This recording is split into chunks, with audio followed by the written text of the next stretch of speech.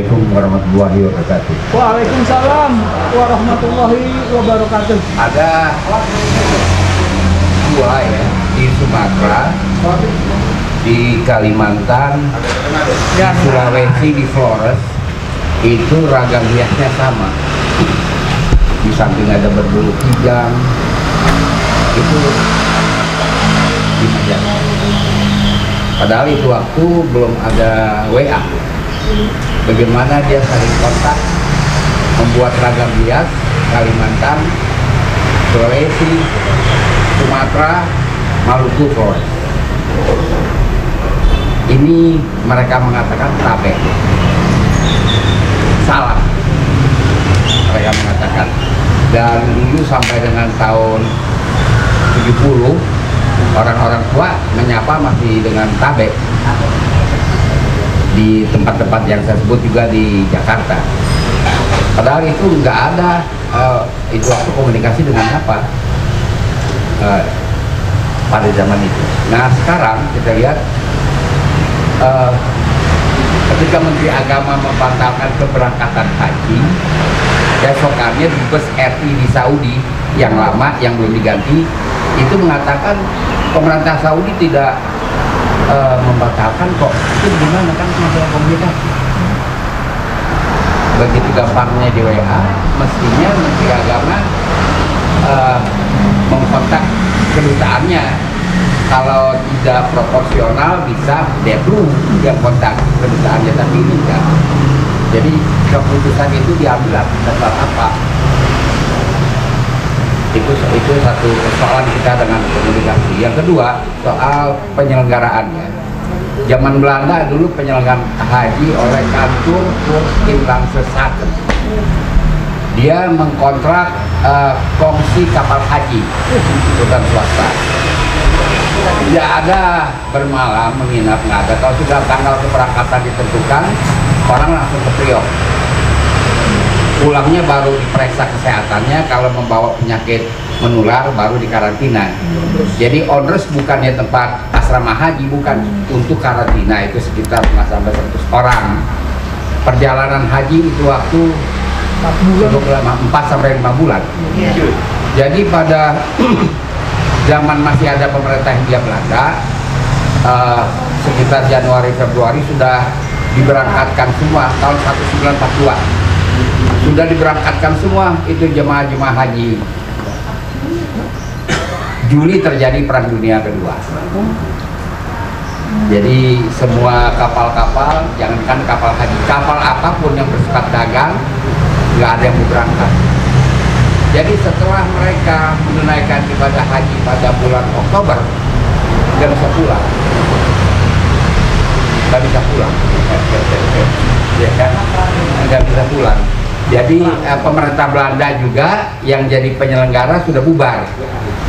6 Maret dia sudah bubar, 6 Maret 42. Maka itu waktu tampil seorang wedana di Mester namanya Abdullah. Dia menghimpun dana. Jadi dia cari perusahaan yang nekat mau pergi ke Jeddah jemput jemaah haji. Se-Indonesia, bukan yang Jakarta saja, se-Indonesia kapal hajinya itu dicat hitam.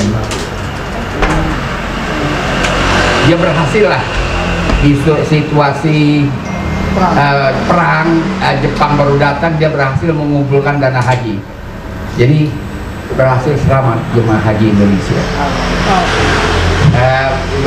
Berpikir untung Perang Dunia Keduanya bukan sekarang. Kalau sekarang jemaah haji nggak tahu jadi apa. Itulah kesadaran seorang perdana loh, namanya Abdullah. Jadi ini perbandingan memang telah terjadi kemerosotan kualitas. Pemimpin terjadi. Kita mesti akui gimana seorang wedana Abdullah namanya bisa terpanggil menyelamatkan jemaah haji Indonesia, bukan Jakarta aja. Kong, izin Kong, Udana itu Kong, kita pada lupa nih zaman Belanda. Udana itu apa? Setingkat kecamatan, Udana itu kabupaten? tingkat lebih tinggi dari camat, lebih rendah dari bupati. Tapi bisa menguasai Indonesia. Menguasai Indonesia. Subhanallah. Jadi di dalam masalah pemberangkatan haji yang dibatalkan ya dengan informasi yang nggak lengkap telah membuat keputusan itu. Kemudian soal dana haji yang keterangannya simpang siur, pemakaian dana haji yang keterangannya simpang siur. Kan kalau tabungan itu namanya kan tabungan. Jadi sekian persen dari ONH dipakai untuk dana haji. Tapi dana haji juga peruntukannya untuk uang saku jamaah di Jeddah. Untuk haji Ada itu ketentuan itu. Perjanjian itu dibuat dua pihak, jemaah dengan pemerintah. Ini pihak yang terkait. Saya kira MUI bukan pihak. MUI bukan pihak. Kenapa MUI membuat surat persetujuan? Kan dia bukan pihak. Secara hukum ya, dia bukan pihak. Dia dua itu. Jadi kasus-kasus ini memperbanyak sejumlah kasus-kasus yang sudah berlangsung sebelumnya, terutama di bidang ekonomi, yang memaksa kita untuk mengambil kesimpulan kita lagi krisis ekonomi. Apalagi dengan rencana memajak gabah apa segala macam, ya kan? Dipajak itu kan berarti krisis, nggak bisa dihindarkan. Ini ditambah lagi dengan cerita Covid yang sekarang mulai meragukan dari zaman Presiden Trump. Trump sudah meragukan, sekarang Joe Biden juga melanjutkan. Disorot oleh pers, benar atau tidaknya soal lain, Bill Gates kan disorot benar atau tidaknya soal lain. Nah, jadi pertanyaan kita, apa latar belakang pengepungan Cina? Latar belakangnya apa? Karena Covid di Wuhan itu sekitar November 2019. Di sini kan baru Maret 2020. Ya, itu pada saat itu di Wuhan. Nah, kemudian kita mempercayai keterangan Ibu Siti Fadila, pandemi itu cuma setahun, kalau lebih dari setahun bukan pandemi namanya. Jadi kalau kita mau melihat persoalan Indonesia sekarang harus deduktif, harus dari luar masuk ke dalam, tidak bisa induktif. Gimana ya si kecebong, bagaimana nggak bisa. Ya kita harus dari luar. Apa yang sedang terjadi? Kenapa Amerika Serikat mengabaikan Israel yang selama ini dipangku-pangku? ya, peristiwa kemarin. Ya, Hamas nggak dihirau. Dan sekarang parlemen semula mau menampilkan Bennett Naftali, tapi dari omongannya Bennett Naftali itu sama aja dengan Benyamin. Lalu sampai sekarang belum ada perdana menteri yang baru. Tetapi dari 7 fraksi di Knesset di parlemen Israel itu menghendaki perubahan. Karena bagaimanapun juga, kalau posisi Israel seperti ini, pelanggaran hak kemanusiaan dan sebagainya, dan disurgai juga kerjasama sama China, ini berat. Amerika mengandung risiko yang besar kalau betul dia kerjasama dengan China dalam soal politik. Kalau betul, ini berat. Nah, karena itu kita harus lihat, memang kalau di dalam peperangan ngepung menunggu peluang menyerang, sehingga lehal sedek dapat dipertanggungjawabkan secara hukum bisa. Tapi juga bisa ada soal lain, karena Trump sudah mengatakan menuntut 10.000 triliun US dollar untuk kerugian kemanusiaan akibat Covid yang diberikan pada China. Ini satu soal. Amerika dalam memperlakukan Islam sejak Trump sudah terlihat dia U-turn, balik bakul. Di sini masih jalan terus lempeng aja. Jadi yang dia ikutin itu sudah muter, sudah kembali menangkul lagi Islam. Tapi di sini masih lempeng. nggak mengikuti perkembangan, cara berpikir masih cara berpikir apa namanya itu kalang sari tahun 82 atau tahun berapa, masih cara-cara berpikir itu yang dipakai. Ini sudah berubah. Saya merasakan dari zaman ke zaman, jadi orang Islam kok berat amat ya gitu kan. Berat benar jadi orang kita nggak enteng badan kita, bergerak yang berat. Nah ini dunia sudah berubah ya, mestinya Indonesia juga baca koran deh ya. Kalau main YouTube susah baca koran, oh ini nggak ada perubahan. Jadi nggak bisa terus menerus mengincar Islam seperti ini kan gitu. Nah kita lihat lagi, kita kembali kepada pokok masalah. Kalau krisis ini makin parah, dan memang makin hari makin parah, atau sekarang sudah yang terparah, negara tetangga tidak diam, karena dia khawatir kita migrasi. Kalau migran berperahu-perahu, orang kita ke Australia juga pakai perahu kok, ya kan? Kalau berperahu-perahu yang migran itu kan nggak boleh ditangkap. Itu satu persoalan buat mereka. Jadi saya bilang sama kawan-kawan, ini bukan kita sendiri yang menyelesaikan. Reformasi kan yang nyuruh Soeharto mundur kan Menlu Medlin pada tanggal 20 Mei 1998 jam 11 malam waktu Indonesia Barat. Jam 8 pagi tanggal 21 Pak Harto sudah menyerahkan. Jadi bukan kita sendiri. Kita terus apa itu di dalam koridor hukum menyuarakan keadilan, ya kan, itu terus. Tapi jangan terus kita berputus asa, karena dunia juga memantau. Ini Myanmar kan kita bilang kecil, tapi kan itu melibatkan dunia. Itu jadi nggak ada persoalan yang tidak melibatkan dunia. Begitu. Jadi ini nggak bisa terus-menerus begini, ya kan, dikontrol nggak mau. Ya kalau nanti ngeritik dihajar 4,5 tahun, ya kan, ngeritik lagi mungkin ditambahin lagi, ya kan, bisa kalau kita ngeritik hukuman mati. Tambah pasal, Ya kan? Bisa begitu. salah di hulu. Terus begitu. Terus begitu, mestinya mereka itu harus berkata tentang keadaan seperti ini, yang sudah seperti ini. Jadi kita mesti lihat apa 14 sampai 20 latihan militer TNI dengan biasa di Riau. Tanggal 18 Juni adalah KTT Putin dengan Biden.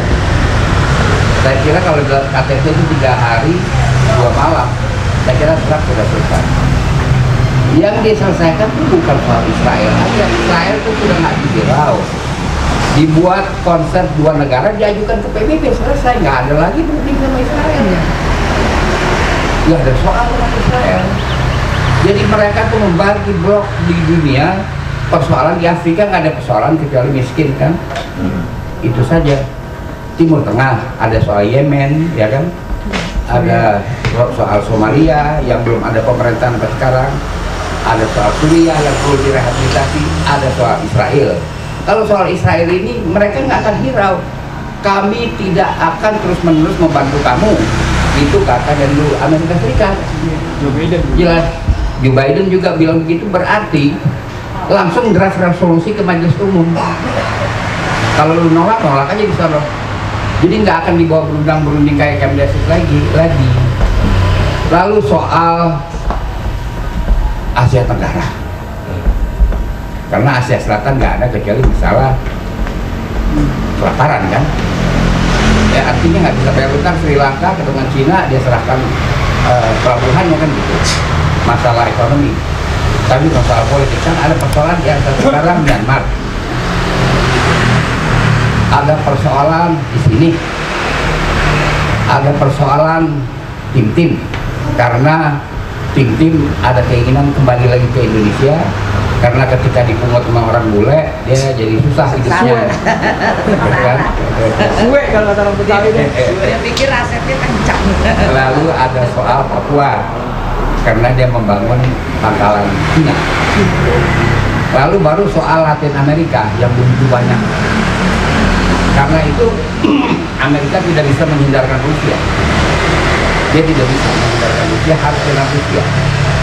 Karena ada persoalan yang laten yang menonjol sekali adalah Venezuela yang tidak ada pemerintahan. Dibikin cooling atau apapun namanya nggak akan menyelesaikan itu. Dua negara akan menyelesaikan. Jadi ini terjadwal di sini. Karena bagaimanapun kalau ekonomi ini parah, ya kan itu akan kena kemana-mana. Mereka tidak akan biarkan, akan kena kemana-mana.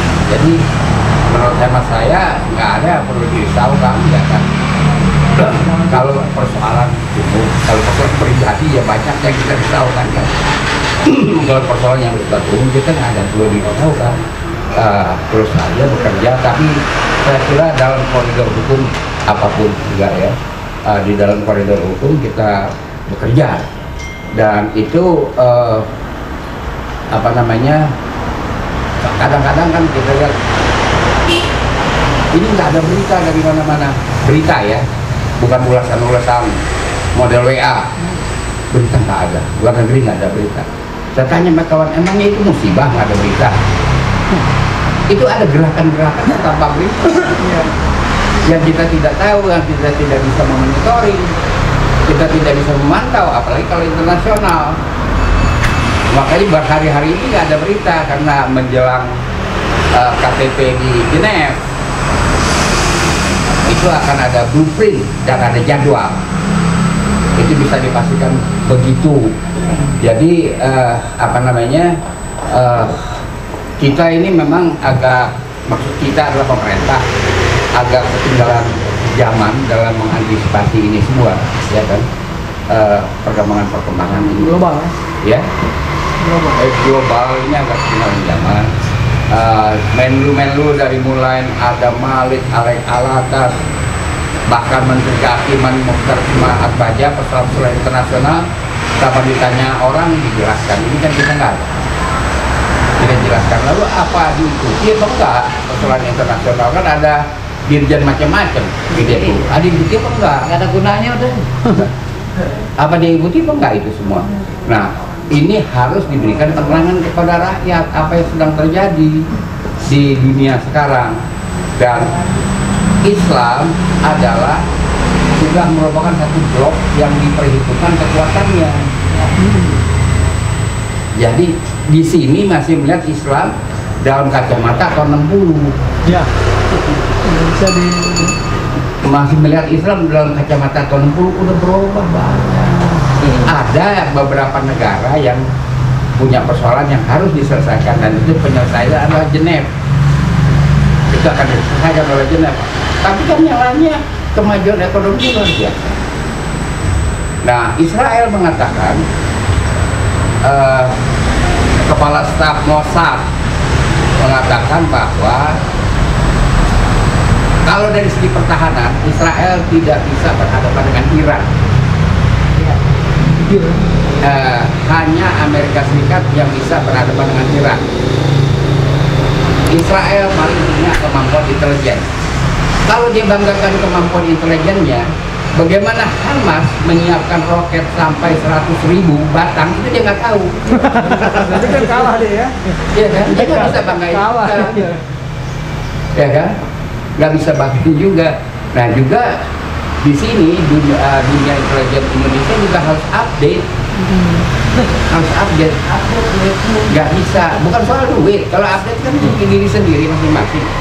Kenapa mesti pakai duit? Diri sendiri masing-masing. Masa apa-apa semuanya pakai anggaran, ya kan? Kalau nggak begini susah. Ini kan negara gede. Ya kan, kita negara gede dengan penduduk mayoritas Islam, itu didepak dari keanggotaan Fakta Pertahanan Islam yang beranggota 38 negara. Kita didepak dari situ. Nah itu kan nggak ada usaha apapun, lobby apapun nggak ada. Iya. Nah, jadi nggak bisa selamanya negeri ini seperti ini, ya kan? Kalau perubahan itu adalah kondisi sine qua non, itu artinya bukan yang mustahil, itu sesuatu yang niscaya. Cuma kan kita nggak diajak berunding sama Joe Biden, mana kita tahu tanggalnya. Istilahnya T-factor, faktor time, kita kan nggak tahu. Emang kita diajak berundingnya menurut siapa? Kata dia tadi. Tenang aja. Kemampuan kita menganalisis segala macam gejala-gejala yang ada. Dia bawa oleh-oleh ntar. Ya kan, tapi kalau tahu kapan, kita nggak tahu apa. Ini era informasi sebagian besar atau semuanya. Kan nggak tahu kalau tanggal 20 Mei jam 11 malam, Menlu, Medan Albright telepon Pak Harto nyuruh mundur. Iya. Murdiono aja nggak tahu. Kalau nggak ngebul gitu ya. Murdiono aja nggak tahu, bilang saya nggak tahu. Nggak sempat Pak Harto bilang-bilang, terus dia bebenah langsung. Habis itu telepon. Koran Eropa besokannya memberitakan banner headline seluruh koran Eropa. Bunyi. Telepon Madeleine Albright adalah coup de grace, pukulan yang mematikan. Nah itu kita nggak tahu gini-ginian, jadi jangan gampang kita putus asa. Jadi harus semangat ya, Be. Allahu Akbar. Mantap, Ya, mantap. jangan langsung putus asa, nggak ada, ya kan? Nggak ada cerita itu. Jadi insya Allah Mantap. kita tetap semangat, tetap memperjuangkan keadilan, kesejahteraan rakyat dalam koridor hukum. Itu harus kita pegang, itu. Dan insya Allah kita tuh kagak sendiri, karena nggak ada di dunia yang kepencil ini, udah kagak ada. Somalia segede apa kok dia pada repot. Pada tahu ya. Nah apalagi ini negeri segede gini, nggak apa-apa dijeminin. Jadi oleh karena itu hadirin sekalian, tetaplah optimis ya dalam suasana apapun juga. Perubahan itu terjadi. Pasti Insya Allah. Allah. Wassalamualaikum warahmatullahi wabarakatuh. Wah.